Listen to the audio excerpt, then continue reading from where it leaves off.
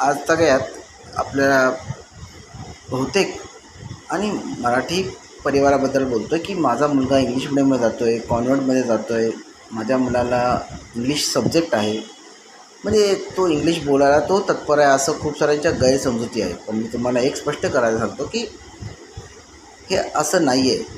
जर तुम्ही एखादी गोष्ट करताय तर त्याचं जे काही आउटपुट तुम्हाला पाहिजे त्याचं इनपुट पहिलं दिलं पाहिजे. इनपुट देणं गरजेचं आहे, त्यानंतर आउटपुटचं. तुम्ही फक्त इंग्लिशला ॲज अ व्याकरण म्हणून तुम्ही फॉलो करताय किंवा ॲज अ सब्जेक्ट म्हणून फॉलो करताय आणि त्याचा कुठेही उपयोग करत नाही, कुठे अप्लाय करत नाही, तर ती भाषा तुम्हाला बोलणं मला वाटतं जमणार नाही. हे एकदम निव्वळ सत्य आहे आणि ते तुम्हाला ॲक्सेप्ट करायला पाहिजे.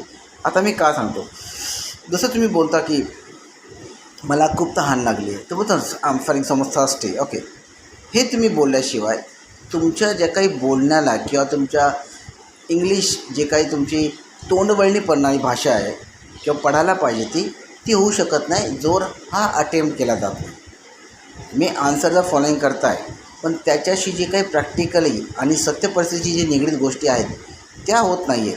आता मी एक निवड उदाहरण देतो तुम्हाला की मी सहज बोलतो आहे, just I am casually saying. हे बोलताना तुमच्या मेंदूमध्ये खूप साऱ्या 63 गोष्टी येतात, कारण तुम्हाला त्याबद्दलचं ज्ञान किंवा त्याबद्दलची तुमचा सराव हा काहीही झालेला नाही आहे. तुमचं मन किंवा माइंड कुठे डायवर्ट केलं गेलेलं आहे आणि त्यामुळे ज्या काही सोप्या गोष्टी आहेत त्या तुम्हाला अवघड झालेल्या आहेत.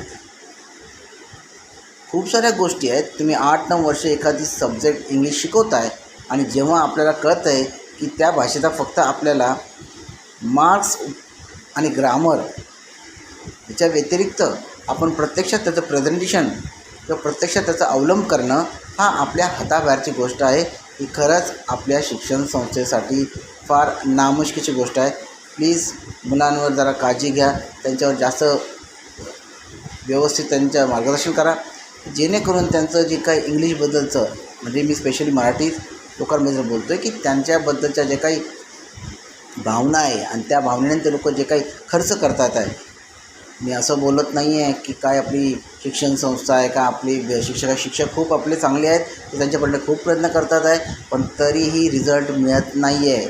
म्हणून काळजी घ्या, त्यामध्ये काहीतरी बदल घडवा तरच शक्य आहे, नाहीतर नाही होऊ शकत सर, नाही होऊ शकत.